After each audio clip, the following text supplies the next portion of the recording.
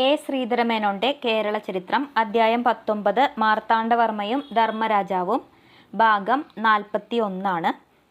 18-ാം നൂറ്റാണ്ടിൽ വേണാട് അതിപ്രഗത്ഭരായ 2 ഭരണാധിപന്മാർക്ക് ജന്മം നൽകി. മാർത്താണ്ഡവർമ്മ 1729 മുതൽ 1758 വരെ, ധർമ്മരാജാവ് എന്ന പേരിൽ പ്രശസ്തനായ കാർത്തിക തിരുനാൾ രാമവർമ്മ 1758 മുതൽ 1798 വരെ എന്നിവരാണ് തിരുവിതാംകൂർ ചരിത്രത്തിലെ ആ മഹാരഥന്മാർ. ഇവരുടെ വിദഗ്ധമായ മാർഗദർശനത്തിലും നേതൃത്വത്തിലും തിരുവിതാംകൂർ സൈനിക ശക്തിയാൽ പ്രബലമായ ഒരു പ്രമുഖ രാജ്യമെന്ന പദവിയിലേക്ക് ഉയർന്നു. മാർത്താണ്ഡവർമ്മ അയൽനാടുകൾ വെട്ടിപ്പിടിച്ച് ഗണനീയമാം വിധം രാജ്യവിസ്തൃതി വർദ്ധിപ്പിച്ചു. ധർമ്മരാജാവാകട്ടെ മുൻഗാമി കീഴടക്കിയ രാജ്യങ്ങൾ ഭദ്രമായി ഏകീകരിക്കുകയും മൈസൂരിന്റെ ഭീഷണിക്ക് മുൻപിൽ രാജ്യത്തെ ഒന്നായി ഉറപ്പിച്ചു നിർത്തുകയും ചെയ്തു. ഈ ഭരണനായകന്മാരുടെ നേട്ടങ്ങളെക്കുറിച്ചുള്ള ഒരു സംക്ഷിപ്താവലോകനമാണ് ഈ അധ്യായം. മാർത്താണ്ഡവർമ്മയുടെ നയം. മാർത്താണ്ഡവർമ്മ തൃപ്പാപ്പൂർ സ്വരൂപത്തിന്റെ തിരുവിതാംകോട് അഥവാ പിൽക്കാലത്ത് തിരുവിതാംകൂർ ഭരണാധികാരമേറ്റപ്പോൾ വേണാട് ആകെ കൂടി കുഴഞ്ഞുമറിഞ്ഞ് അവ്യവസ്ഥമായിരുന്നു. ഭരണകാര്യ നിർവഹണത്തിന് വേണ്ടത്ര സജ്ജീകരണമൊന്നും ഉണ്ടായിരുന്നില്ല. തികച്ചും അതൃപ്തികരമായിരുന്നു രാജ്യത്തിന്റെ സാമ്പത്തിക സ്ഥിതി. രാജാധികാരം എവിടെയും മാനിക്കപ്പെട്ടിരുന്നില്ല. രാജ്യത്തിലെ പൊതുജീവിതത്തിൽ പിള്ളമാരും മാടമ്പിമാരും പ്രബല ശക്തികളായി സ്വയം പ്രതിഷ്ഠ നേടിയിരുന്നു. യോഗക്കാർ അവരെ സഹായിക്കുകയും ചെയ്തു. ചുരുക്കി പറഞ്ഞാൽ രാജ്യകാര്യങ്ങളിൽ നാടുവാഴിത്തത്തിന്റെ ഘടകങ്ങൾക്കായിരുന്നു മുൻകൈ.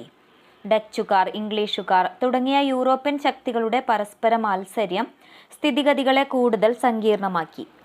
ഇങ്ങനെ മാർത്താണ്ഡവർമ്മ ഭരണമേറ്റപ്പോൾ വിപത്കരമായ ഒരു സ്ഥിതിവിശേഷത്തെയാണ് അദ്ദേഹത്തിന് അഭിമുഖീകരിക്കേണ്ടി വന്നത്.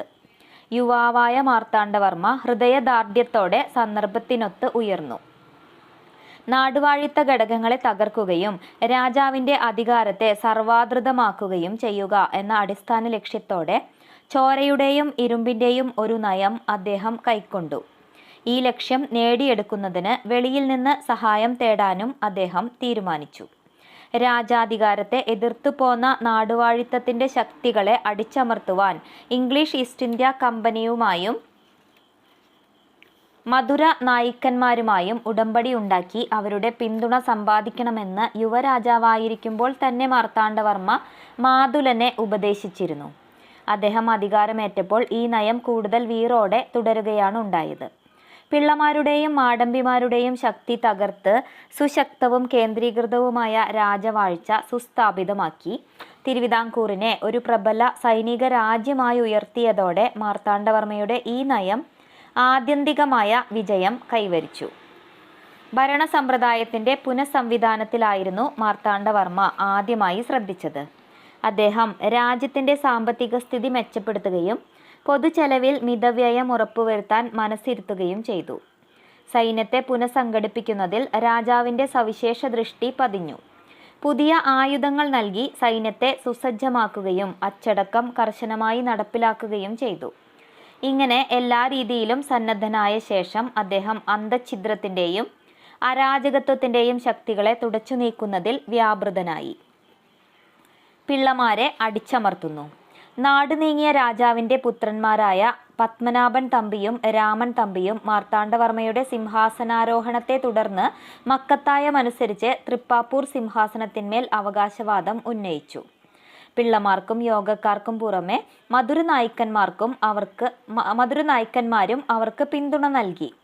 തമ്പിമാരെ സഹായിക്കാൻ മധുരനായ്ക്കൻ അയച്ച സേനയെ സേനാനായകനായ അഴകപ്പ മുതലിയാർക്ക് കൈക്കൂലി കൊടുത്ത് മാർത്താണ്ഡവർമ്മ മടക്കി അയച്ചു. 1730 അദ്ദേഹം തമ്പിമാർക്കെതിരായി ഉറച്ച നടപടികൾ എടുത്തു.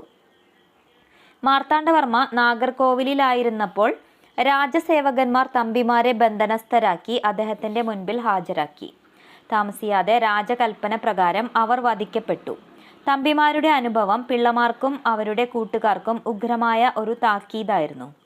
പെട്ടെന്ന് അവർ ഉപദ്രവങ്ങളൊന്നും ഉണ്ടാക്കിയില്ലെങ്കിലും രാജാവിനെക്കുറിച്ച് അപ്രീതി പ്രചരിക്കുമാറ് അവരുടെ അവഗണനാ പരിപാടി ധിക്കാരപൂർവം തുടരുകയുണ്ടായി. രാജാവിനെതിരായി ഗൂഢാലോചന നടത്തിയെന്ന കുറ്റം ചുമത്തി അവരെ തടവിലാക്കാൻ മാർത്താണ്ഡവർമ്മ കർശനമായ കൽപ്പന പുറപ്പെടുവിച്ചു. എല്ലാ കലാപകാരികളും തടവിലാക്കപ്പെട്ടു. രാജാവ് അവരോട് നിർദാക്ഷിണ്യം പെരുമാറി. അദ്ദേഹം പോറ്റിമാരെ ഉടൻ തന്നെ നാടുകടത്തുകയും പിള്ളമാരെ വധിക്കുകയും ചെയ്തു. പിള്ളമാരുടെ വസ്തുവകകൾ സർക്കാരിലേക്ക് കണ്ടുകെട്ടി. അവരുടെ സ്ത്രീകളെയും കുട്ടികളെയും അടിമകളായി മുക്കുവർക്ക് വിറ്റു. വീടുകളെല്ലാം കുളം തോണ്ടി. മാർത്താണ്ഡവർമ്മയുടെ നിർദാക്ഷിണ്യമായ ഈ നടപടികൾ തിരുവിതാംകൂറിൽ നാടുവാഴിത്തത്തിന്റെ ജീർണപ്രസാദങ്ങളെ നിലം പരിശാക്കുകയും നാടുവാഴുന്ന രാജാവിന്റെ പരിരക്ഷണത്തിൽ പ്രബലവും കേന്ദ്രീകൃതവുമായ ഒരു ഭരണത്തിന്റെ പുതിയ കാലഘട്ടം ഉദയം കൊള്ളുകയും ചെയ്തു. ആറ്റിങ്ങലിന്റെ ലയനം. നാടുവാഴിത്തത്തിന്റെയും അരാജകത്വത്തിന്റെയും ശക്തികളെ അമർത്തിയതിനു ശേഷം മാർത്താണ്ഡവർമ്മ രാജ്യം വിസ്തൃതമാക്കാൻ അയൽ നാടുകൾ വെട്ടിപ്പിടിക്കുന്നതിൽ വ്യാപൃതനായി. ആറ്റിങ്ങൽ ദേശവഴിയുടെ നേരിട്ടുള്ള നിയന്ത്രണം ഏറ്റെടുക്കുകയും അങ്ങനെ ഡച്ചുകാർ, ഇംഗ്ലീഷുകാർ തുടങ്ങിയ വിദേശ ശക്തികളുമായി ആറ്റിങ്ങൽ തമ്പുരാട്ടിമാർക്ക് സ്വതന്ത്രമായുണ്ടായിരുന്ന ഇടപാടുകൾ തടയുകയുമായിരുന്നു അദ്ദേഹം ആദ്യമായി ചെയ്തത്. തിരുവിതാംകോടിന്റെ പരമാധികാരിയും വേണാട്ട് രാജവംശത്തിന്റെ തലവനുമെന്ന നിലയിൽ മാർത്താണ്ഡവർമ്മയ്ക്കുണ്ടായിരുന്ന ന്യായമായ അവകാശം ഉപയോഗിച്ച് കൈക്കൊണ്ട ഒരു ഭരണ നടപടി മാത്രമായിരുന്നു ആറ്റിങ്ങലിന്റെ ഈ ലയം. അല്ലാതെ ചില ഗ്രന്ഥകാരന്മാർ കരുതും പോലെ സ്വതന്ത്രമായ ഒരു രാജ്യം അദ്ദേഹം ബലം പ്രയോഗിച്ച് കീഴടക്കിയതായിരുന്നില്ല. കൊല്ലവുമായുണ്ടായ യുദ്ധം. തന്റെ മാതുലനായ ഉണ്ണിക്കേരളവർമ്മ സ്വതന്ത്രമായി അധികാരം നടത്തി പോന്ന കൊല്ലം ദേശിംഗനാട് ആയിരുന്നു മാർത്താണ്ഡവർമ്മയുടെ അടുത്ത ലക്ഷ്യം. ഉണ്ണിക്കേരളവർമ്മ കായംകുളവുമായി ഒരു സഖ്യമുണ്ടാക്കിയിരുന്നു. അദ്ദേഹം കായംകുളത്തു നിന്ന് ഒരു രാജകുമാരിയെ ദത്തെടുത്ത് ആ സഖ്യം ദൃഢപ്പെടുത്തുകയുണ്ടായി. കല്ലടയുടെ ഒരു ഭാഗം തൃപ്പാപ്പൂർ സ്വരൂപത്തിന് അവകാശപ്പെട്ടിരുന്നത് അദ്ദേഹം കൈയടക്കുകയും ചെയ്തിരുന്നു. ദേശിംഗനാട്ട് രാജാവിന്റെ ഈ രണ്ട് പ്രവൃത്തികളും യുവാവായ തന്റെ നേർക്കുണ്ടായ വെല്ലുവിളിയായിട്ടാണ് മാർത്താണ്ഡവർമ്മ കണ്ടത്. തൃപ്പാപ്പൂർ സൈന്യം ദളവ അറുമുഖം പിള്ളയുടെ നേതൃത്വത്തിൽ കൊല്ലത്തേക്ക് നീങ്ങുകയും അവിടെ വെച്ചുണ്ടായ യുദ്ധത്തിൽ ഉണ്ണിക്കേരളവർമ്മ തോൽക്കുകയും ചെയ്തു. കായംകുളത്ത് നിന്നുള്ള ദത്ത് റദ്ദു ചെയ്യാമെന്നും കോട്ടകൾ പൊളിച്ചു മാറ്റാമെന്നും മാർത്താണ്ഡവർമ്മയുമായി പഴയ പോലെ സ്നേഹബന്ധം പുനഃസ്ഥാപിച്ചു കൊള്ളാമെന്നും ഉണ്ണിക്കേരളവർമ്മ വാഗ്ദാനം ചെയ്തു. അദ്ദേഹം തിരുവനന്തപുരത്ത് കൊണ്ടുചെന്ന് വലിയ കോയിക്കൽ കൊട്ടാരത്തിൽ ഒരു രാജകീയ തടവുകാരനായി പാർപ്പിച്ചു. അദ്ദേഹത്തെ തിരുവനന്തപുരത്ത് കൊണ്ടുചെന്ന് വലിയ കോയിക്കൽ കൊട്ടാരത്തിൽ ഒരു രാജകീയ തടവുകാരനായി പാർപ്പിച്ചു. കൊല്ലത്ത് സമാധാന സംരക്ഷണത്തിനു വേണ്ടി തൃപ്പാപ്പൂർ സൈന്യത്തിന്റെ ഒരു വിഭാഗം ആറുമുഖം പിള്ളയുടെ കീഴിൽ താവളമാക്കി. കായംകുളവുമായുണ്ടായ യുദ്ധം. ഉണ്ണിക്കേരളവർമ്മയുടെ അനുഭവം കായംകുളം രാജാവിനെ സംഭ്രാന്തനാക്കി. ഇതിനകം മാർത്താണ്ഡവർമ്മ മാർത്ത പിടിക്കുകയും സൈന്യത്തെ കായംകുളത്തിനെതിരായി സന്നദ്ധമാക്കി നിർത്തുകയും ചെയ്തു. കായംകുളം രാജാവ് കൊച്ചി, പുറക്കാട്, വടക്കുംകൂർ എന്നിവിടങ്ങളിലെ രാജാക്കന്മാരുമായി ചേർന്ന് തിരുവിതാംകൂറിനെതിരായി ഒരു സഖ്യകക്ഷിക്ക് രൂപം നൽകുന്നതിൽ മുൻകൈയെടുത്തു. അദ്ദേഹം തിരുവനന്തപുരത്ത് തടവിലായിരുന്ന ദേശിംഗനാട്ട് രാജാവുമായി ബന്ധം പുലർത്താനും സഖ്യകക്ഷികളുടെ പിന്തുണ അദ്ദേഹത്തിന് ഉറപ്പുകൊടുക്കാനും രഹസ്യദൂതന്മാരെ അയച്ചു. ഉണ്ണിക്കേരളവർമ്മ തടവ് ചാടി സഖ്യകക്ഷികളുമായി ചേർന്നു. അദ്ദേഹം പുതിയ കോട്ടകൾ കെട്ടി. തൃപ്പാപ്പൂർ ഭാഗത്ത് നിന്നുണ്ടാകാനിടയുള്ള ആക്രമണത്തിനെതിരെ കൊല്ലത്തിന്റെ പ്രതിരോധ സജ്ജീകരണം ശക്തിപ്പെടുത്തി. ഡച്ചുകാർ അദ്ദേഹത്തിന് പിന്തുണ നൽകാമെന്ന് ഏറ്റെങ്കിലും ആ വാഗ്ദാനത്തിന് ആത്മാർത്ഥതയുണ്ടായിരുന്നില്ല. കായംകുളം രാജാവ് മാർത്ത ആക്രമിക്കുകയും തിരുവല്ലായിൽ നെടുമ്പുറം കൊട്ടാരത്തിൽ താമസിക്കുകയായിരുന്ന ആറ്റിങ്ങൽ റാണിയെ അവമാനിക്കുകയും ചെയ്തു. ദേശിംഗനാട്ട് രാജാവിന്റെ എതിർപ്പും ഡച്ചുകാരുടെ ഉപജാപങ്ങളും മാർത്താണ്ഡവർമ്മയെ ഉറച്ച നടപടികൾക്ക് പ്രേരിപ്പിച്ചു. എളയടത്ത് സ്വരൂപത്തിന്റെയും കായംകുളത്തിന്റെയും സൈനിക ശക്തികൾ ഒന്നിക്കാതിരിക്കാൻ അദ്ദേഹം നെടുമങ്ങാടും കൊട്ടാരക്കരയും പിടിച്ചെടുത്തു. 1734 എളയടത്ത് സ്വരൂപത്തിലെ അംഗങ്ങളെ അദ്ദേഹം തിരുവനന്തപുരത്തേക്ക് മാറ്റി താമസിപ്പിച്ചു. അനന്തരം മാർത്താണ്ഡവർമ്മ കൊല്ലം പിടിച്ചടക്കാൻ തന്റെ വിശ്വസ്തനായ ദളവ രാമയ്യനോട് നിർദ്ദേശിക്കുകയും അദ്ദേഹത്തിന്റെ കീഴിൽ ഒരു സൈന്യത്തെ കൊല്ലത്തേക്ക് നിയോഗിക്കുകയും ചെയ്തു. കായംകുളത്തിന്റെ ദളവയായ അച്യുതവാര്യരുടെ നേതൃത്വത്തിലുള്ള പ്രതിരോധം രാമയ്യനെ പരാജയപ്പെടുത്തി. അങ്ങനെ അദ്ദേഹത്തിന് കൊല്ലത്ത് നിന്ന് പിൻവാങ്ങേണ്ടി വന്നു. മാർത്താണ്ഡവർമ്മ തന്റെ സൈന്യത്തെ ഫ്രഞ്ചുകാരുടെയും ഇംഗ്ലീഷുകാരുടെയും സഹായത്തോടുകൂടി ആധുനിക രീതിയിൽ ആയുധമണിയിച്ചുകൊണ്ട് കൊല്ലത്തിന്റെ നേർക്ക് പുതിയ പടനീക്കങ്ങൾ ആരംഭിച്ചു. തുടർന്നുണ്ടായ ആക്രമണങ്ങളിൽ 1734 കായംകുളം രാജാവ് യുദ്ധരംഗത്ത് വെച്ച് വധിക്കപ്പെട്ടു.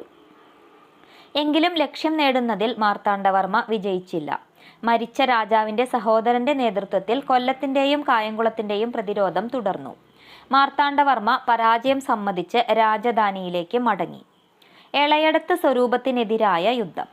എളയടത്ത് സ്വരൂപത്തിന്റെ കൊട്ടാരക്കരയുടെ നേർക്കായിരുന്നു മാർത്താണ്ഡവർമ്മയുടെ അടുത്ത നീക്കം. തിരുവനന്തപുരത്ത് ഏകാന്ത തടവിലായിരുന്ന എളയടത്ത് സ്വരൂപത്തിലെ മൂപ്പൻ 1736 മരിച്ചപ്പോൾ അധികാരമേൽക്കാൻ മൂത്ത റാണിയെ മാർത്താണ്ഡവർമ്മ അനുവദിച്ചില്ല. റാണി തെക്കുംകൂറിൽ രാഷ്ട്രീയ അഭയം തേടി. മാർത്താണ്ഡവർമ്മയുടെ വളർന്നു വരുന്ന ശക്തിക്ക് കടിഞ്ഞാണിടാൻ അവസരം കാത്തുകൊണ്ടിരുന്ന ഡച്ചുകാർ രാജ്യം വിട്ടോടിപ്പോയ റാണിക്ക് വേണ്ടി രംഗത്ത് വന്നു.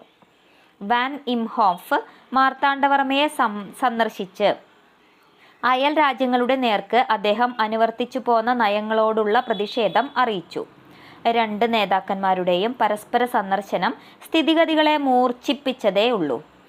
ഡച്ചുകാർ മാർത്താണ്ഡവർമ്മയുടെ അഭിപ്രായങ്ങൾ അനാദരിച്ചുകൊണ്ട് 1741 റാണിയെ എളയടത്ത് സ്വരൂപത്തിന്റെ ഭരണാധിപത്യത്തിൽ ഔപചാരികമായി പ്രതിഷ്ഠിച്ചു.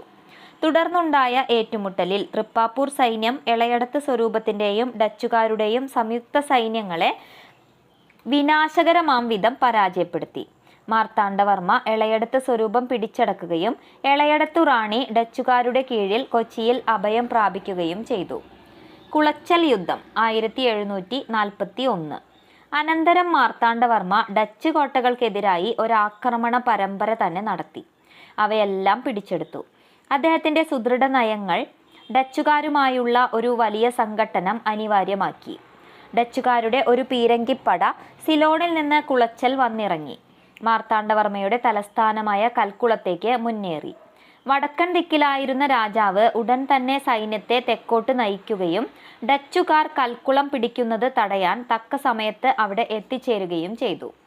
1741 ആഗസ്റ്റ് 10 കുളച്ചൽ വച്ചു നടന്ന സുപ്രസിദ്ധമായ യുദ്ധത്തിൽ മാർത്താണ്ഡവർമ്മയുടെ സൈന്യം ഡച്ചുകാരുടെ മേൽ ഒരു ഗംഭീര വിജയം നേടി.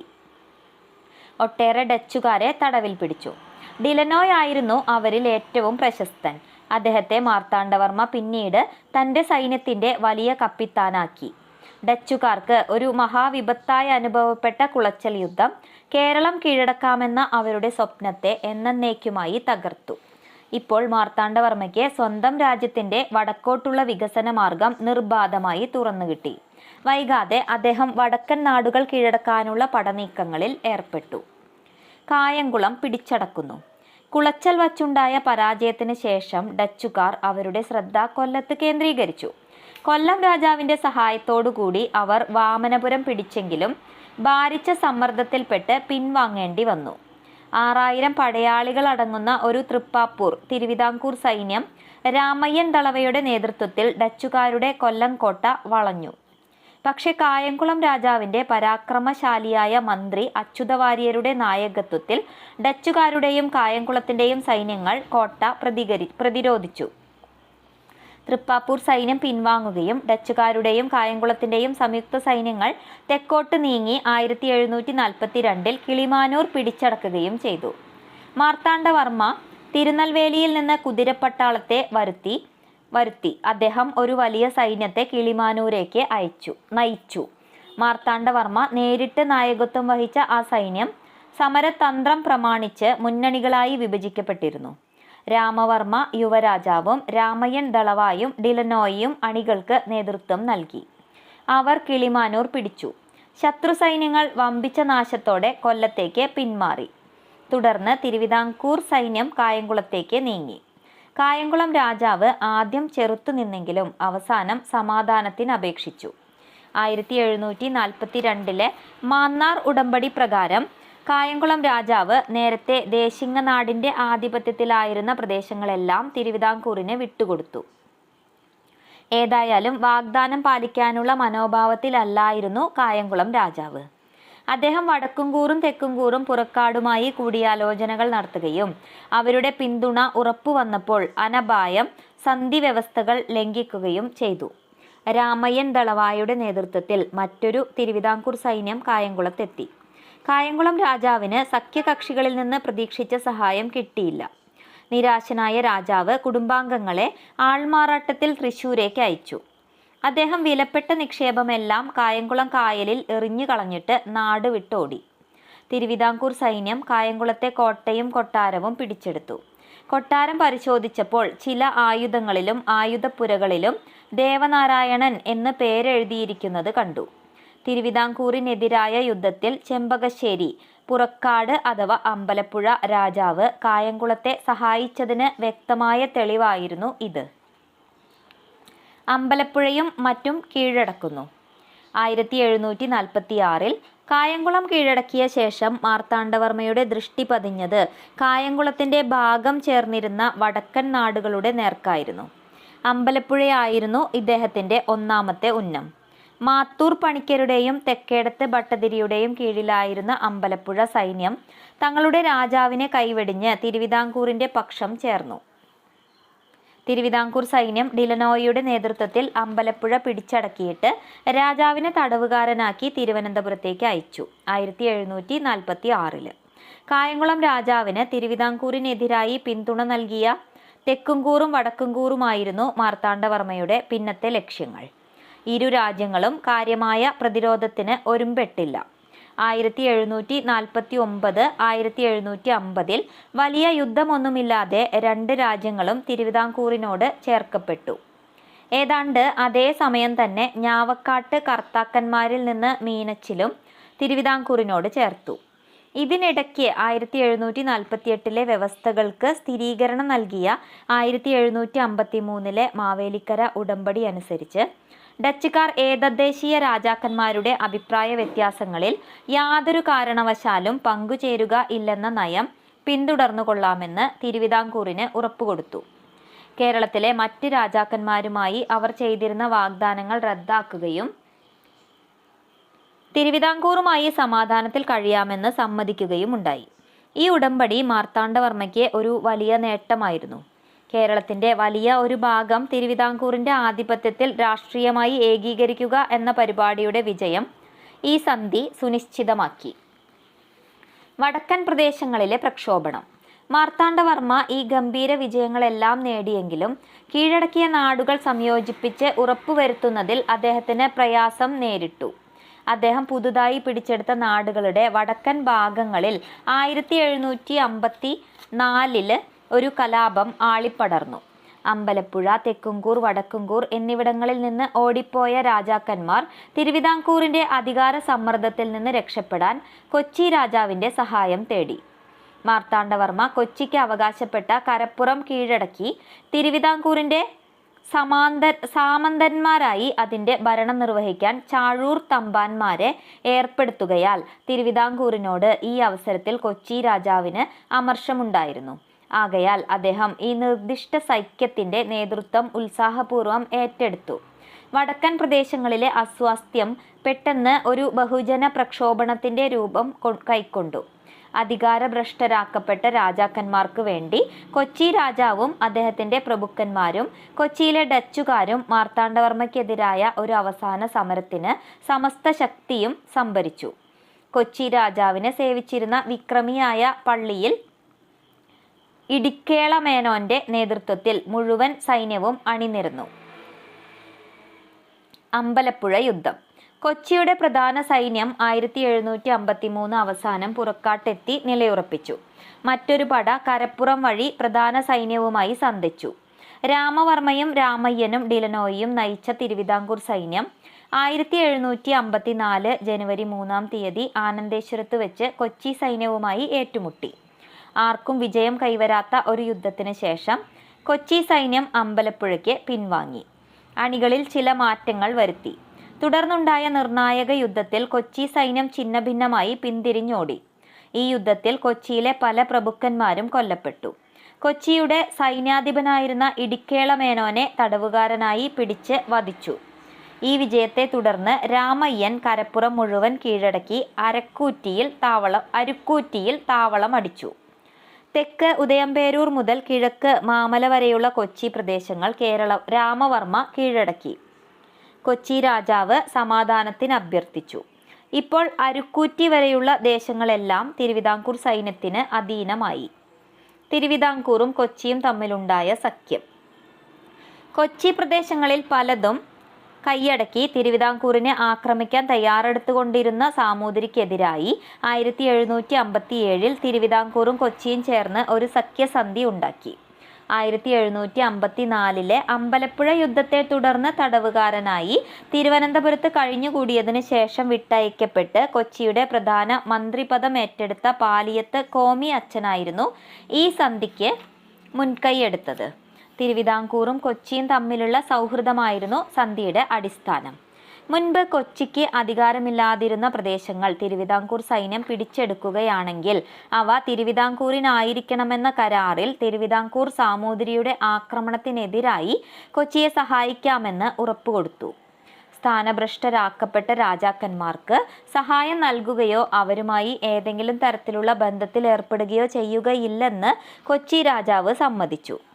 സ്വന്തം രാജ്യത്തിൻ്റെ വടക്കേ അതിർത്തിയിൽ ശാന്തമായ ഒരയൽപ്പക്കമുണ്ടാകാൻ കാരണമാകയാൽ ഈ സന്ധി മാർത്താണ്ഡവർമ്മയുടെ നിർണായകമായ ഒരു വിജയമായിരുന്നു. കിഴക്കേ അതിർത്തിയിലെ അസ്വാസ്ഥ്യങ്ങൾ. മാർത്താണ്ഡവർമ്മയ്ക്ക് രാജ്യത്തിൻ്റെ കിഴക്കേ അതിർത്തിയിൽ ഗുരുതരമായ അസ്വാസ്ഥ്യങ്ങൾ നേരിടേണ്ടി വന്നു. ആർക്കാട്ട് നവാബിന്റെ ബന്ധുക്കളായ ചന്ദ്ര സാഹിബും ബഡാ സാഹിബും 1740 നാഗർകോവിലും ശുചീന്ദ്രവും കോട്ടാറും ആക്രമിച്ചു. രാമയ്യൻ ഒരു വലിയ തുക കൊടുത്ത് പാട്ടിലാക്കുകയാൽ അവർ മടങ്ങിപ്പോയി. 1752 മാർത്താണ്ഡവർമ്മ വടക്കൻ പ്രദേശങ്ങളിലെ കലാപം അടിച്ചമർത്താൻ തിരക്കുപിടിച്ച പടനീക്കത്തിൽ ഏർപ്പെട്ടിരുന്നപ്പോൾ തൃശ്ശിനാപ്പള്ളിയിലെ ഗവർണറായിരുന്ന മുഡേമിയ തിരുനെൽവേലിയിൽ തിരുവിതാംകൂറിന്റെ വകയായ കളക്കാടും വള്ളിയൂരും സമീപ പ്രദേശങ്ങളും കൈവശമാക്കി. ഒരു വലിയ തുക കൊടുത്തപ്പോൾ മൂഡേമിയയും ആ സ്ഥലങ്ങൾ തിരുവിതാംകൂറിന് തിരിച്ചുകൊടുത്തു. ഇതിനിടയിൽ കർണാട്ടിക് നവാബായ മുഹമ്മദ് അലി സ്വന്തം സഹോദരനായ മഹഫുസ് ഖനെ മുഡേമിയയുടെ സ്ഥാനത്ത് നിയമിച്ചു. ഇംഗ്ലീഷ് ഈസ്റ്റ് ഇന്ത്യ കമ്പനി അയച്ചു കൊടുത്തതും 500 യൂറോപ്യന്മാരും 2000 ഇന്ത്യക്കാരും ഉൾപ്പെട്ടതുമായ ഒരു സൈന്യവുമായി ഖാൻ കളക്കാട് ആക്രമിച്ചപ്പോൾ പ്രതിരോധിച്ചു നിൽക്കാനാവാതെ തിരുവിതാംകൂർ സൈന്യത്തിന് പിൻവാങ്ങേണ്ടതായി വന്നു. പക്ഷേ വടക്കൻ കലാപം ഒതുക്കിയതിന് ശേഷം മാർത്താണ്ഡവർമ്മ കിഴക്കേ അതിർത്തിയിൽ ശ്രദ്ധ കേന്ദ്രീകരിച്ചു. അദ്ദേഹം 500 പടയാളികളെ തടവിൽ പിടിച്ചുകൊണ്ട് കളക്കാട്ട് കോട്ട വീണ്ടെടുത്തു. 200 കുതിരകളെയും അദ്ദേഹം പിടിച്ചെടുക്കുകയുണ്ടായി. ഭരണപരിഷ്കാരങ്ങൾ. മാർത്താണ്ഡവർമ്മ പ്രധാനപ്പെട്ട പല ഭരണപരിഷ്കാരങ്ങളും ഏർപ്പെടുത്തി. രാമയ്യൻ ദളവയെപ്പോലെ സാമർത്ഥ്യവും സ്വാമിഭക്തിയുമുള്ള മന്ത്രിമാരുടെ സേവനം ലഭിച്ചത് ഭരണകാര്യങ്ങളിൽ അദ്ദേഹത്തിന് വലിയൊരു അനുഗ്രഹമായിരുന്നു. അദ്ദേഹം ഗണ്യമായ രീതിയിൽ ഭരണസമ്പ്രദായം മെച്ചപ്പെടുത്തി. നാടിൻ്റെ നാനാഭാഗങ്ങളിലും പൊതുജനങ്ങൾക്ക് പ്രയോജനപ്രദമായ നിർമ്മാണ പ്രവർത്തനങ്ങൾ നടത്തുന്നതിൽ മാർത്താണ്ഡവർമ്മ പരമാവധി ശ്രദ്ധിക്കുകയുണ്ടായി. കാർഷിക വികസനത്തിൽ സവിശേഷ താൽപ്പര്യമുണ്ടായിരുന്ന രാജാവ് അണക്കെട്ടുകൾ, ജലസംഭരണ കേന്ദ്രങ്ങൾ, തോടുകൾ എന്നിവയുടെ നിർമ്മാണത്താൽ ജലസേചന സൗകര്യം വർദ്ധിപ്പിച്ചു. പൊന്മന അണ, പുത്തനണ മുതലായ അണക്കെട്ടുകൾ കൃഷിയുടെ വികാസത്തെ കുറച്ചൊന്നുമല്ല സഹായിച്ചത്. പുത്തനണ കൊണ്ട് ഏറെ പ്രദേശങ്ങളുടെ ജലസേചനം സാധിച്ചതിനു പുറമെ പത്മനാഭപുരത്തും സമീപ പ്രദേശത്തുമുള്ള ജനങ്ങൾക്ക് കുടിക്കാനുള്ള വെള്ളം സുലഭമാവുകയും ചെയ്തു. പുതുതായി വെട്ടിയ അനേകം തോടുകളും റോഡുകളും ഗതാഗതം സുഖകരമാക്കി. രാജ്യത്തിന്റെ പ്രതിരോധ സജ്ജീകരണം ശക്തിപ്പെടുത്തുന്നതിൽ മാർത്താണ്ഡവർമ്മ പ്രത്യേകം ശ്രദ്ധിച്ചു. തിരുവിതാംകൂർ സൈന്യത്തിന് യൂറോപ്യൻ രീതിയിലുള്ള പരിശീലനവും ആയുധവും നൽകി. കുളച്ചൽ യുദ്ധത്തിൽ തടവുകാരനായി പിടിച്ച ഡച്ച് അഡ്മിറൽ ഡിലനോയ് ഇക്കാര്യത്തിൽ അദ്ദേഹത്തെ സഹായിച്ചു. പത്മനാഭപുരം, തിരുവനന്തപുരം തുടങ്ങിയ പ്രധാന കേന്ദ്രങ്ങളിൽ പുതിയ കോട്ടകൾ കെട്ടുകയും കൊല്ലം, മാവേലിക്കര, ചങ്ങനാശ്ശേരി മുതലായ സ്ഥലങ്ങളിലെ പഴയ കോട്ടകൾ പുതുക്കുകയും ചെയ്തു. കോട്ടകൾ കെട്ടുന്നതിനിടയിലും മാർത്താണ്ഡവർമ്മ കേരളീയ വാസ്തുവിദ്യയുടെ സമുജ്വല സ്മാരകമായ പത്മനാഭപുരം കൊട്ടാരം പുതുക്കിപ്പണിയിക്കാനും കൃഷ്ണപുരം കൊട്ടാരം പോലെയുള്ള വാസ്തുകലാശില്പങ്ങൾ പുതുതായി നിർമ്മിക്കാനും അവസരം കണ്ടെത്തി. ശ്രീ പത്മനാഭസ്വാമി ക്ഷേത്രത്തിലും അദ്ദേഹത്തിൻ്റെ ശില്പകലാ കൗതുകം കാണാം. നികുതി സംരക്ഷണത്തിൻ്റെ ഏർപ്പാടുകളിലും മാർത്താണ്ഡവർമ്മയുടെ ശ്രദ്ധ പതിഞ്ഞു. നിലംപുരയിടങ്ങളുടെ കണ്ടെഴുത്ത് നടത്താൻ 1739 പള്ളിയാടി മല്ലൻ ശങ്കരനെ അദ്ദേഹം പ്രത്യേകം തസ്തികയിൽ നിയമിച്ചു. മല്ലൻ ശങ്കരനാണ് വസ്തുക്കളെ ദേവസ്വം, ബ്രഹ്മസ്വം, ദാനം, പണ്ടാരവക എന്നിങ്ങനെ 4ആയി വിഭജിക്കുന്ന സമ്പ്രദായം ഏർപ്പെടുത്തിയത്. ഇരുപ്പുനിലങ്ങൾക്ക് ഒരുപ്പുനിലങ്ങളെ അപേക്ഷിച്ച് പാട്ടം ഇരട്ടിയാക്കി. എല്ലാ ഭൂവുടമകൾക്കും കൈവശമിരിക്കുന്ന വസ്തുവിൻ്റെ കരം നിശ്ചയിച്ചുകൊണ്ട് പട്ടയവും നൽകി. സർക്കാരിൻ്റെ വ്യാപാര വിഭാഗം പുനഃസംവിധാനം ചെയ്തു. കുരുമുളക്, പുകയില, കാട്ടുകൊന്ന, അടയ്ക്ക മുതലായ ചരക്കുകളുടെ കച്ചവടവും ഉപ്പ് നിർമ്മാണവും സർക്കാരിൻ്റെ കുത്തകയാക്കുകയും നാനാഭാഗങ്ങളിലും ഇവയുടെ സംഭരണശാലകൾ തുറക്കുകയും ചെയ്തു. കള്ളക്കടത്ത് തടയാൻ അതിർത്തികളിൽ ചൗക്കകൾ ഏർപ്പെടുത്തി. കയറ്റുമതിയിലും ഇറക്കുമതിയിലും ചുങ്കം പിരിക്കാൻ പ്രത്യേകം നടപടികൾ സ്വീകരിച്ചു. വ്യാപാര ഭരണത്തിൻ്റെ ആസ്ഥാനം മാവേലിക്കരയായിരുന്നു. പകുതിയെ, അതായത് വില്ലേജിനെ അടിസ്ഥാന ദേശഘടകമാക്കി അതിൻ്റെ ഭരണത്തിന് പ്രവൃത്തിക്കാരെ നിയമിച്ചുകൊണ്ട് ഭരണസമ്പ്രദായം പുനഃസംഘടിപ്പിക്കപ്പെട്ടു. ഗ്രാമതലത്തിൽപ്പെടുന്ന എല്ലാ ഭരണകാര്യങ്ങളുടെയും ചുമതല പ്രവൃത്തിക്കാർക്കായിരുന്നു. ഇന്നത്തെ തഹസിൽദാരുടെ പദവിയിലുള്ള കാര്യക്കാരുടെ കീഴിൽ പല പകുതികൾ ചേർന്ന മണ്ഡപത്തും വാതുക്കൽ എന്ന ദേശവിഭാഗം സംഘടിക്കപ്പെട്ടു. പൊതുചെലവിൻ്റെ പല ഇനങ്ങൾക്ക് വേണ്ടി വെവ്വേറെ നിശ്ചിത തുക നീക്കിവെച്ചുകൊണ്ട് പതിവ് കണക്ക് എന്ന വാർഷിക ബജറ്റ് തയ്യാറാക്കുന്ന സമ്പ്രദായം മാർത്താണ്ഡവർമ്മ പുതുതായി ഏർപ്പെടുത്തിയ സുപ്രധാനമായ ഒരു ഭരണകാര്യമായിരുന്നു. തൃപ്പടിദാനം. മാർത്താണ്ഡവർമ്മ നാടുകൾ വെട്ടിപ്പിടിച്ച് വിസ്തൃതമാക്കി തീർത്ത തിരുവിതാംകൂർ രാജ്യം 1750 ജനുവരി 3-ാം തീയതി ബുധനാഴ്ച രേവതി നക്ഷത്രവും പൂർവപക്ഷത്ത് സപ്തമിയും ചേർന്ന സുദിനത്തിൽ കൊല്ലം 925 മകരം 5-ന് ശ്രീ പത്മനാഭന് സർവസ്വധാനമായി സമർപ്പിച്ചത് അദ്ദേഹത്തിൻ്റെ കർമ്മ പദ്ധതിയിലെ സുപ്രധാന സംഭവമാണ്. അന്നുമുതൽ അദ്ദേഹവും അനന്തരഗാമികളും പത്മനാഭന്റെ ദാസന്മാർ എന്ന നിലയ്ക്ക് ദേവാർപ്പിതമായ പാവന നിയോഗമായി രാജ്യഭരണം നടത്തുമെന്നതായിരുന്നു തൃപ്പടിദാനത്തിൻ്റെ ആന്തരാർത്ഥം.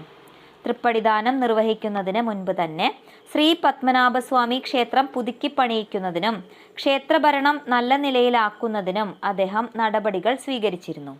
ക്ഷേത്രത്തിൻ്റെ അറ്റകുറ്റപ്പണികളും അനുബന്ധ മന്ദിരങ്ങളുടെ നിർമ്മാണവും 1731 ആരംഭിച്ച് 1733 പൂർത്തിയായി. ഗണ്ഡകി നദീതടത്തിൽ നിന്ന് പ്രത്യേകം കൊണ്ടുവന്ന 12,000 സാളഗ്രാമങ്ങൾ കൊണ്ടാണ് ശ്രീ പത്മനാഭ വിഗ്രഹം പുതുക്കി നിർമ്മിച്ചത്. ഒറ്റക്കല്ലുകൊണ്ടുള്ളതും ഒറ്റക്കൽ മണ്ഡപം എന്ന് പ്രസിദ്ധവുമായ മുഖമണ്ഡപത്തിൻ്റെ നിർമ്മാണം നടന്നതും ഇക്കാലത്താണ്. AD 1566 ആരംഭിച്ച കിഴക്കേ ഗോപുരത്തിൻ്റെ നിർമ്മാണം 5-ാം നിലയോളം എത്തിയതും തൃപ്പടിദാനത്തിന് ശേഷമായിരുന്നു. ശ്രീ പത്മനാഭസ്വാമി ക്ഷേത്രത്തിലെ ഉത്സവം 2 തവണ നടത്താനുള്ള ഏർപ്പാടുകളും മാർത്താണ്ഡവർമ്മ ചെയ്തു.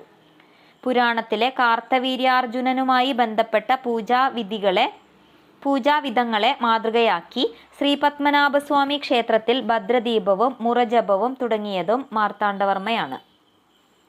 സാംസ്കാരിക പുരോഗതി. മാർത്താണ്ഡവർമ്മയുടെ സംരക്ഷണത്തിൽ മതത്തിനുണ്ടായ പുരോഗതിക്ക് സമാന്തരമായി സാഹിത്യവും കലകളും വികസിക്കുകയുണ്ടായി. തിരുവനന്തപുരം വൈജ്ഞാനികവും കലാപരവുമായ വ്യാപാരങ്ങളുടെ മുഖ്യരംഗമായി തീർന്നു. രാമപുരത്തു വാര്യർ, കുഞ്ചൻ നമ്പ്യാർ തുടങ്ങിയ കവികൾ മാർത്താണ്ഡവർമ്മയുടെ ആസ്ഥാന സദസ്സിനെ അലങ്കരിച്ചു. കൂത്ത്, പാടകം, കഥകളി, തുള്ളൽ തുടങ്ങിയ ക്ഷേത്രകലകൾ എല്ലാ രീതിയിലും പ്രോത്സാഹിപ്പിക്കപ്പെട്ടു. ചുവർ ചിത്രകല ശ്രദ്ധാർഹമായ വികാസം നേടിയിരുന്നതിന് പത്മനാഭപുരം കൊട്ടാരത്തിലെ ചിത്രങ്ങൾ തെളിവാണ്. തിരുവിതാംകൂറിൻ്റെ വിപുലീകരണവും കേന്ദ്രീകൃത ഭരണത്തിൻ്റെ സംസ്ഥാപനവുമെന്ന പോലെ മതത്തിനും സാഹിത്യത്തിനും കലകൾക്കുമുണ്ടായ വികാസവും മാർത്താണ്ഡവർമ്മയുടെ ഭരണകാലത്തെ സുസ്മരണീയമാക്കുന്നു. അദ്ദേഹത്തെ ആധുനിക തിരുവിതാംകൂറിൻ്റെ വിധാതാവെന്ന് വിളിക്കുന്നത് ഏത് രീതിയിലും ശരിയാണ്. ധർമ്മരാജാവ്.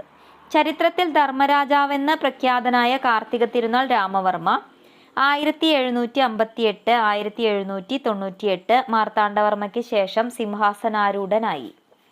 മഹാരഥനായ മാതുലന്റെ വിദഗ്ധ ശിക്ഷണത്തിൽ വളർന്നുവന്ന കാർത്തിക തിരുനാൾ മുൻഭരണത്തിന്റെ നയങ്ങൾ തന്നെ പിന്തുടർന്നു. ധർമ്മരാജാവും മാർത്താണ്ഡവർമ്മയെപ്പോലെ മികച്ച ഭരണകോവിദനും വിജ്ഞാനത്തിൻ്റെയും കലകളുടെയും പരിരക്ഷകനുമായിരുന്നു. അമ്മാവൻ പിടിച്ചടക്കിയ രാജ്യങ്ങൾ സമഞ്ജസമായി ഏകീകരിക്കുകയും വ്യവസ്ഥാപിത ഭരണത്തിൻ്റെ സൽഫലങ്ങൾ പ്രജകൾക്ക് അനുഭവപ്പെടുമാറാക്കുകയും ചെയ്യുകയായിരുന്നു അദ്ദേഹത്തിൻ്റെ ലക്ഷ്യം. ആ യത്നത്തിൽ അയ്യപ്പൻ മാർത്താണ്ഡപിള്ള, രാജാ കേശവദാസൻ എന്നീ സുപ്രസിദ്ധ രാജ്യതന്ത്രജ്ഞന്മാരുടെ സേവനം അദ്ദേഹത്തിന് ലഭിച്ചു. ഇവരായിരുന്നു ധർമ്മരാജാവിൻ്റെ പ്രധാന മന്ത്രിമാർ. കൊച്ചിയും കോഴിക്കോടുമായുള്ള ബന്ധം. 1762 തിരുവിതാംകൂറും കൊച്ചിയും തമ്മിലുണ്ടായ സഖ്യം ധർമ്മരാജാവിൻ്റെ ഭരണാരംഭ കാലത്ത് രൂപം കൊണ്ട സുപ്രധാന സംഭവ വികാസമാണ്. കൊച്ചിയിലെ പ്രധാനമന്ത്രി കോമി അച്ഛൻ തിരുവിതാംകൂർ സന്ദർശിച്ച് ഒരു സൗഹൃദ സന്ധിയുടെ നക്കൽ തയ്യാറാക്കി. വടക്ക് പൂക്കൈത വരെയും പടിഞ്ഞാറ് ചിറ്റാർ വരെയും കൊച്ചിയിൽ നിന്ന് സാമൂതിരി പിടിച്ചെടുത്ത പ്രദേശങ്ങളും ചില വള്ളുവനാടൻ ഗ്രാമങ്ങളും വീണ്ടെടുക്കാൻ തിരുവിതാംകൂർ കൊച്ചിക്ക് പിന്തുണ നൽകണമെന്നും സാമൂതിരിക്കെതിരായ യുദ്ധത്തിൽ തിരുവിതാംകൂർ രാജാവ് കൊച്ചിയെ സഹായിക്കണമെന്നും സന്ധിയിൽ വ്യവസ്ഥ ചെയ്തിരുന്നു.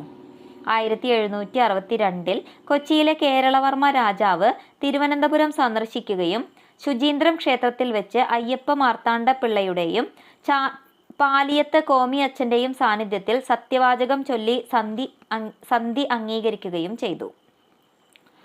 ഈ സന്ധിയിലെ വ്യവസ്ഥകൾ അനുസരിച്ച് അയ്യപ്പൻ മാർത്താണ്ഡപിള്ളയുടെയും ഡിലനോയുടെയും നേതൃത്വത്തിൽ ഒരു തിരുവിതാംകൂർ സൈന്യം എറണാകുളത്തെത്തി സാമൂതിരിക്കെതിരായി യുദ്ധം ചെയ്തു. സാമൂതിരിയുടെ സൈന്യം കൊച്ചിയിൽ നിന്ന് നിഷ്കാസനം ചെയ്യപ്പെട്ടു. 8 മാസം നീണ്ടുനിന്ന യുദ്ധം സാമൂതിരി സമാധാനത്തിന് അപേക്ഷിക്കയാൽ അവസാനിച്ചു. മുന്നുടമ്പടിയിലെ വ്യവസ്ഥകൾ അനുസരിച്ച് ആലങ്ങാടും പറവൂരും തിരുവിതാംകൂറിന് കിട്ടി. ഇങ്ങനെ പുതുതായി ലഭിച്ച പ്രദേശങ്ങൾ ധർമ്മരാജാവ് മാതുലനെ മാതൃകയാക്കി ഉടൻ തന്നെ ശ്രീപത്മനാഭന് സമർപ്പിച്ചു. 1763 സാമൂതിരി തിരുവിതാംകൂർ രാജാവിനെ സന്ദർശിക്കാൻ നേരിട്ട് പത്മനാഭപുരത്ത് ചെന്നു. അദ്ദേഹം തിരുവിതാംകൂറുമായി സൗഹൃദത്തിൽ കഴിഞ്ഞുകൂടാമെന്നും യുദ്ധച്ചെലവിന് നഷ്ടപരിഹാരമായി 1,50,000 രൂപ നൽകിക്കൊള്ളാമെന്നും കൊച്ചിയുമായി ശത്രുത പുലർത്തുകയില്ലെന്നും ഉറപ്പുകൊടുത്തു. കൊച്ചി, തിരുവിതാംകൂർ, കോഴിക്കോട് എന്നീ രാജ്യങ്ങളിലെ ഭരണാധിപന്മാർ തമ്മിൽ ഈ പുതിയ സൗഹൃദ ബന്ധം രൂപം കൊണ്ടത് ഹൈദർ അലിയുടെ കീഴിൽ ഉയർന്നു വന്ന മൈസൂരിൻ്റെ പൊതുഭീഷണി ജനിപ്പിച്ച രാഷ്ട്രീയ സ്ഥിതിഗതികളുടെ സമ്മർദ്ദത്താലായിരുന്നു. കർണാട്ടിക് നവാബുമായുള്ള ബന്ധം. മാർത്താണ്ഡവർമ്മയുടെ കാലത്തെന്ന പോലെ ധർമ്മരാജാവിൻ്റെ കാലത്തും കിഴക്കേ അതിർത്തിയിൽ ചില അസ്വാസ്ഥ്യങ്ങൾ ഉണ്ടായി. കർണാട്ടിക് നവാബിൻ്റെ ഗവർണറായിരുന്ന മഫീസ് ഖാൻ കളക്കാട്ട് കീഴടക്കിയിട്ട് ആലുവാമൊഴിക്കോട്ടയിലേക്ക് കടന്നു. കുമരൻ ചെമ്പകരാമൻ പിള്ളയുടെ നേതൃത്വത്തിൽ ഒരു തിരുവിതാംകൂർ സൈന്യം മഫീസ് ഖാനെ തോൽപ്പിച്ചു. ആലുവാമഴി കോട്ടയിൽ നിന്ന് ഒഴിഞ്ഞു പോകാൻ നിർബന്ധിതനായെങ്കിലും ഖാൻ കളക്കാട് കൈവശം വയ്ക്കുകയും ചെങ്കോട്ട സ്വാധീനപ്പെടുത്തുകയും ചെയ്തു. ഇതിനിടയ്ക്ക് മഫീസ് ഖാന് പകരം യൂസഫ് ഖാൻ ഗവർണറായി വന്നു. പുതിയ ഗവർണർ തിരുവിതാംകൂറുമായി സൗഹാർദ്ദത്തിൽ കഴിഞ്ഞുകൂടാനാണ് ആഗ്രഹിച്ചത്. അദ്ദേഹം ഇംഗ്ലീഷ് ഈസ്റ്റ് ഇന്ത്യ കമ്പനിയുടെ നിർദ്ദേശപ്രകാരം കളക്കാട് തിരുവിതാംകൂറിന് തിരിച്ചുകൊടുത്തു. പുതിയ ഗവർണറുടെ അധികാരത്തെ വെല്ലുവിളിച്ച മഫീസ് ഖാന്റെയും അനുയായികളുടെയും എതിർപ്പിനെ അടിച്ചമർത്താൻ യൂസഫ് ഖാനെ തിരുവിതാംകൂർ പട്ടാളം സഹായിച്ചു. ക്രമേണ അധികാരമത്തനായി തീർന്ന യൂസഫ് ഖാൻ നവാബിനെതിരായി ഒരു കലാപം അഴിച്ചുവിട്ടു. അതിന് പിന്തുണ നൽകാൻ തിരുവിതാംകൂർ രാജാവ് വിസമ്മതിക്കുകയാൽ ഖാൻ തിരുവിതാംകൂർ ആക്രമിച്ചു. ഇംഗ്ലീഷുകാർ നവാബിനെ സഹായിച്ചതുകൊണ്ട് കലാപത്തിൽ യൂസഫ് ഖാൻ പരാജയപ്പെട്ടു. 1764 തിരുവിതാംകൂർ രാജാവ് നവാബിൻ്റെ നിർദ്ദേശത്തിന് കീഴ്വഴങ്ങി കളക്കാട് അദ്ദേഹത്തിന് വിട്ടുകൊടുത്തിട്ട് തോവാളയ്ക്ക് പിൻവാങ്ങി. 1765 ഇംഗ്ലീഷുകാരുടെ ആഭിമുഖ്യത്തിൽ നവാബും തിരുവിതാംകൂർ രാജാവും തമ്മിൽ ഒരു സന്ധി ഉണ്ടാക്കി. ഈ സന്ധി അനുസരിച്ച് സഹ്യപർവ്വതത്തിനപ്പുറം ചെങ്കോട്ടയൊഴിച്ചുള്ള പ്രദേശങ്ങളിൽ തിരുവിതാംകൂറിനുള്ള അവകാശം നവാബിന് വിട്ടുകൊടുക്കപ്പെട്ടു. വാർഷിക പ്രതിഫലം കൊടുത്തുകൊള്ളാമെന്ന വ്യവസ്ഥയിൽ ചെങ്കോട്ടയും കന്യാകുമാരിയും പിന്നീട് തിരുവിതാംകൂറിന് കിട്ടി. തിരുവിതാംകൂറിൻ്റെ ഭരണകാര്യങ്ങളിൽ ഇംഗ്ലീഷുകാരുടെ സ്വാധീന ശക്തി ഏറി വന്നതിന് ഉദാഹരണമാണ് ഈ സന്ധി. ഇംഗ്ലീഷുകാർക്ക് വിഴിഞ്ഞത്ത് ഒരു കൊടിമരം സ്ഥാപിക്കാനുള്ള അനുവാദം 1764 തിരുവിതാംകൂർ രാജാവിൽ നിന്ന് ലഭിച്ചു. മൈസൂരുമായുള്ള ബന്ധം. ധർമ്മരാജാവിൻ്റെ കാലത്ത് മൈസൂർ രാജാക്കന്മാരായ ഹൈദർ അലിയും ടിപ്പു സുൽത്താനും കേരളം ആക്രമിച്ചു. മൈസൂരിൻ്റെ മേൽക്കോയ്മ സ്വീകരിക്കണമെന്നുള്ള മൈസൂർ സുൽത്താൻ്റെ നിർദ്ദേശം തിരുവിതാംകൂർ അവഗണിക്കുകയാണ് ഉണ്ടായത്. ആക്രമണകാലത്ത് ഉത്തര കേരളത്തിലെ രാജാക്കന്മാർ, ബ്രാഹ്മണർ, ക്ഷത്രിയർ, നായന്മാർ, തീയന്മാർ തുടങ്ങി അസംഖ്യം ആളുകൾക്ക് ധർമ്മരാജാവ് തിരുവിതാംകൂറിൽ അഭയം നൽകി. രാജ്യത്തിന്റെ പല ഭാഗങ്ങളിലായി അധിവാസമുറപ്പിക്കാൻ അദ്ദേഹം അവർക്ക് എല്ലാ സൗകര്യങ്ങളും ഏർപ്പെടുത്തിക്കൊടുത്തു. സാമൂതിരിയും കോലത്തിരിയും കൊച്ചി രാജകുടുംബാംഗങ്ങളും തിരുവിതാംകൂറിൽ രാഷ്ട്രീയാഭയം തേടിയവരിൽ ഉൾപ്പെടുന്നു. സാമൂതിരി കോവിലകത്തും വിഖ്യാതയായ മനോരമ തമ്പുരാട്ടി അങ്ങനെ തിരുവിതാംകൂറിൽ താമസമാക്കിയ രാജകുമാരിമാരിൽ ഒരാളാണ്. നാടുപേക്ഷിച്ച് അഭയാർത്ഥികളായെത്തിയ രാജാക്കന്മാർക്കും സാധാരണ ജനങ്ങൾക്കും ഉലയാത്ത ധാർമ്മിക ധീരതയോടെ ആശ്രയം നൽകിയ കാർത്തിക തിരുനാളിന് ധർമ്മരാജാവെന്നും അദ്ദേഹത്തിന്റെ രാജ്യത്തിന് ധർമ്മരാജ്യമെന്നും പേരുണ്ടായി. ധർമ്മരാജാവ് മൈസൂരിന്റെ ആക്രമണത്തിനിരയായി തിരുവിതാംകൂറിന്റെ വടക്കേ അതിർത്തിയുടെ പ്രതിരോധത്തിന് സത്വരമായ നടപടികൾ സ്വീകരിച്ചു. അദ്ദേഹം 1789 ഡച്ചുകാരിൽ നിന്ന് കൊടുങ്ങല്ലൂർ കോട്ടയും പള്ളിപ്പുറം കോട്ടയും വിലക്കി വാങ്ങുകയും മൈസൂർ പടയുടെ കയറ്റം തടയാൻ മധ്യ കേരളത്തിൽ സുപ്രസിദ്ധമായ നെടുങ്കോട്ട കെട്ടുകയും ചെയ്തു. ഡിലനോയ് ആയിരുന്നു നെടുങ്കോട്ടയുടെ നിർമ്മാണത്തിന് മേൽനോട്ടം വഹിച്ചത്. ധർമ്മരാജാവിന്റെ ദിവാനായിരുന്ന കേശവദാസൻ രാജ്യത്തിന്റെ വടക്കേ അതിർത്തിയുടെ ഭദ്രതയിൽ പ്രത്യേകം ശ്രദ്ധിച്ചു. 1790 ആലുവാവരെ ഏർപ്പെടുത്തിയ ടിപ്പു മധ്യ കേരളത്തിൽ നിന്ന് പിൻവാങ്ങാൻ തീരുമാനിച്ചതിൽ ദിവാന്റെ പ്രതിരോധ സജ്ജീകരണങ്ങൾക്കും ഒരു പങ്കുണ്ട്. ധർമ്മരാജാവിന്റെ ഭരണപരിഷ്കാരങ്ങൾ. ധർമ്മരാജാവിന്റെ കാലത്ത് ഭരണതലത്തിലും സാംസ്കാരിക രംഗത്തും കാര്യമായ പുരോഗതി ഉണ്ടായി. അയ്യപ്പൻ മാർത്താണ്ഡപിള്ള, രാജാ കേശവദാസൻ എന്നിങ്ങനെ പ്രാപ്തരായ 2 പ്രധാനമന്ത്രിമാർ അദ്ദേഹത്തെ സേവിക്കാനുണ്ടായിരുന്നു. നികുതി വകുപ്പ് പുനഃസംഘടിപ്പിച്ചതും രാജ്യം തെക്കേമുഖം, വടക്കേമുഖം, പടിഞ്ഞാറേമുഖം എന്നിങ്ങനെ 3 റവന്യൂ മേഖലകളായി വിഭജിച്ചതും അയ്യപ്പൻ മാർത്താണ്ഡപിള്ളയാണ്. സർവാധികാരിക്കാർ എന്ന ഉദ്യോഗസ്ഥന്റെ കീഴിലായിരുന്നു ഓരോ മേഖലയും. നികുതി പിരിവ് ക്രമീകരിക്കുകയും കൃത്യമായി കണക്ക് സൂക്ഷിക്കാൻ ഏർപ്പാടുകൾ ഉണ്ടാക്കുകയും ചെയ്തു. കൃഷി ചെയ്യാവുന്ന തരിശുഭൂമികളെല്ലാം വലിയ തോതിൽ കൃഷിക്ക് ഉപയോഗപ്പെടുത്തി. അയ്യപ്പൻ മാർത്താണ്ഡപിള്ളയുടെ ശ്രമത്തിൽ വർക്കല ഒരു പട്ടണമായി വികസിക്കാൻ തുടങ്ങി. രാജാ കേശവദാസൻ അഥവാ കേശവപിള്ള തിരുവിതാംകൂറിൽ ദിവാൻ എന്ന ഔദ്യോഗിക നാമം സ്വീകരിച്ച ആദ്യത്തെ പ്രധാനമന്ത്രിയാണ്. അദ്ദേഹത്തെ നാട്ടുകാർ ആദരപൂർവ്വം വലിയ ദിവാൻ ജി എന്ന് വിളിച്ചു. ദിവാൻ ആകുന്നതിന് മുൻപ് അദ്ദേഹം പല തുറകളിലും ധർമ്മരാജാവിനെ സേവിച്ചിരുന്നു. മൈസൂർ ആക്രമണങ്ങളുടെ കാലത്ത് ഇംഗ്ലീഷ് ഈസ്റ്റ് ഇന്ത്യ കമ്പനിയുമായും അയൽ രാജ്യങ്ങളുമായും സങ്കീർണമായ പ്രശ്നങ്ങളിൽ കൂടിയാലോചനകൾ നടത്തേണ്ടി വന്നിട്ടുള്ളപ്പോഴെല്ലാം അദ്ദേഹം രാജ്യതന്ത്രജ്ഞനെന്നും നയകോവിദനെന്നുമുള്ള നിലയിൽ അസാധാരണമായ കഴിവുകൾ പ്രകടിപ്പിക്കുകയുണ്ടായി. അദ്ദേഹമായിരുന്നു 1795 തിരുവിതാംകൂറും ഇംഗ്ലീഷ് ഈസ്റ്റ് ഇന്ത്യ കമ്പനിയുമായി ചെയ്ത ഉടമ്പടിക്ക് കൂടിയാലോചന നടത്തിയത്. ഇംഗ്ലീഷുകാരും തിരുവിതാംകൂറുമായുള്ള ബന്ധത്തിന്റെ ഭാവികാല വികസനത്തിന് ഈ ഉടമ്പടിയായിരുന്നു അടിസ്ഥാനം. കേശവദാസൻ ഭരണകാര്യ വിദഗ്ധനെന്ന് സ്വയം തെളിയിക്കുകയുണ്ടായി. കൃഷിയുടെയും വ്യവസായത്തിന്റെയും വികാസത്തിന് അദ്ദേഹം പ്രത്യേകം പദ്ധതികൾ ആവിഷ്കരിച്ചു. ജലസേചന സൗകര്യങ്ങൾ ഏർപ്പെടുത്തി പുതിയ ഭൂമികൾ കൃഷിക്ക് ഉപയോഗയോഗ്യമാക്കി തീർത്തു. സാമ്പത്തിക ക്ലേശം അനുഭവിക്കുന്ന കൃഷിക്കാരെ വായ്പ നൽകിയും നികുതി ഇളവ് ചെയ്തും സഹായിച്ചു. 1773 സമഗ്രമായ ഒരു റവന്യൂ സർവേ നടത്തി. ഭൂമിയുടെ മേലുള്ള അവകാശങ്ങൾ തരംതിരിച്ചു. ഗതാഗത സൗകര്യങ്ങൾ പരിഷ്കരിക്കപ്പെട്ടു. കയറ്റുമതിയിലും ഇറക്കുമതിയിലുമുള്ള വാണിജ്യം വികസിക്കാൻ അനേകം റോഡുകളും തോടുകളും നിർമ്മിച്ചു. തുറമുഖങ്ങൾ മെച്ചപ്പെടുത്തുന്ന കാര്യത്തിൽ രാജാ കേശവദാസൻ പ്രത്യേകം ശ്രദ്ധ ചെലുത്തി. കുളച്ചൽ, പൂന്തുറ തുടങ്ങി നിലവിലുള്ള തുറമുഖങ്ങൾ നന്നാക്കിച്ചു. വിഴിഞ്ഞം ഒരു ചെറിയ തുറമുഖമായി വികസിപ്പിച്ച് വ്യാപാര പുരോഗതിക്ക് വേണ്ടി അവിടെ കപ്പലുകൾ നിർമ്മിക്കാൻ ഏർപ്പാടുണ്ടാക്കി. രാജാ കേശവദാസന്റെ ഏറ്റവും വലിയ നേട്ടം ആലപ്പുഴ തുറമുഖത്തിന്റെ നിർമ്മാണമായിരുന്നു. അന്ന് വരെ കുരങ്ങന്മാർക്കും കുറുക്കന്മാർക്കും താവളമായി കാട് പിടിച്ചു കിടന്നിരുന്ന ആലപ്പുഴ ദിവാൻ കൈക്കൊണ്ട വ്യക്തിപരമായ താൽപര്യത്താൽ അധികം താമസിയാതെ ഒരു പണ്ടകശാലയും ഒട്ടേറെ കടക്കമ്പോളങ്ങളുമുള്ള ഒരു തുറമുഖ നഗരമായി വികസിച്ചു. അവിടെ കുടിയേറിപ്പാർക്കാൻ വെളിയിൽ നിന്നുള്ള കച്ചവടക്കാർക്കും കൈത്തൊഴിൽക്കാർക്കും തൊഴിലാളികൾക്കും എല്ലാ പ്രോത്സാഹനവും നൽകി. സർക്കാർ വാഗ്ദാനം ചെയ്ത സൗകര്യങ്ങളാൽ ആകൃഷ്ടരായി ബോംബെ, സൂററ്റ് തുടങ്ങിയ സ്ഥലങ്ങളിൽ നിന്ന് പോലും കച്ചവടക്കാർ ആലപ്പുഴ വന്നു ചേർന്നു. രാജാ കേശവദാസൻ അവിടെ ഒരു തടി ഡിപ്പോ സ്ഥാപിക്കുകയും മാത്തൂത്തരകൻ എന്ന ധനികനായ ക്രിസ്ത്യൻ കച്ചവടക്കാരന് വടക്കൻ തിരുവിതാംകൂറിൽ നിന്ന് ആ ഡിപ്പോവിൽ തടി ശേഖരിച്ച് വിൽക്കാനുള്ള കുത്തക കൊടുക്കുകയും ചെയ്തു. തിരുവനന്തപുരത്തിന്റെ വികസനത്തിലും രാജാ കേശവദാസൻ വ്യക്തിപരമായ താൽപ്പര്യം പുലർത്തി. തിരുവനന്തപുരം നഗരത്തിലെ ഇന്നത്തെ പ്രധാന വ്യാപാര കേന്ദ്രമായ ചാലക്കമ്പോളം അദ്ദേഹത്തിന്റെ ദീർഘവീക്ഷണത്തിന്റെയും സംഘടനാശേഷിയുടെയും ഫലമായി രൂപം കൊണ്ടതാണ്. അദ്ദേഹത്തിന്റെ മേൽനോട്ടത്തിൽ തെക്കൻ തിരുവിതാംകൂറിലെ കോട്ടാർ പ്രാധാന്യമുള്ള ഒരു വ്യാപാര നഗരമായി വികസിച്ചു. നെയ്ത്തുകാരെയും ചായപ്പണിക്കാരെയും മറ്റ് കൈത്തൊഴിൽക്കാരെയും ദിവാൻ അവിടെ ക്ഷണിച്ചു വരുത്തി അവർക്ക് താമസ സൗകര്യം കൊടുത്തു. മാർത്താണ്ഡവർമ്മയുടെ കാലത്ത് പുരോഗമിച്ചിരുന്ന പത്മനാഭസ്വാമി ക്ഷേത്രത്തിലെ ഗോപുരത്തിന്റെ നിർമ്മാണം രാജാ കേശവദാസനാണ് പൂർത്തിയാക്കിയത്.